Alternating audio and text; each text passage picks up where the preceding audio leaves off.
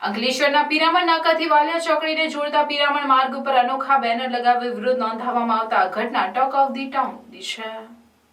અંકલેશ્વરના પિરામણ નાકાથી વાયા પિરામણ ગામ થઈ વાલિયા ચોકડીને જોડતા માર્ગની દુર્દશાને પગલે વાહન ચાલકો છેલ્લા ઘણા સમયથી યાતનાઓ વેઠી રહ્યા છે।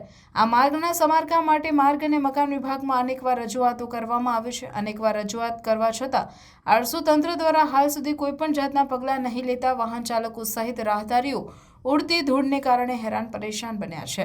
ત્યારે વખતો વખત રજૂઆત કરી કંટાળેલા જાગૃત નાગરિકોએ તંત્રને જગાડવા માટે વિરોધ નોંધાવવા સાથે વહેલી તકે યોગ્ય પગલાં ભરવામાં આવે તેવી માંગ કરી હતી, પરંતુ તંત્રની ઉદાસીન નીતિને લઈ પિરામણ નજીક મોદીની ગેરંટીના સૂત્રવાળા બેનરમાં રોડની દુર્દશાના ફોટો સાથે અનોખો વિરોધ નોંધાવવામાં આવ્યો છે।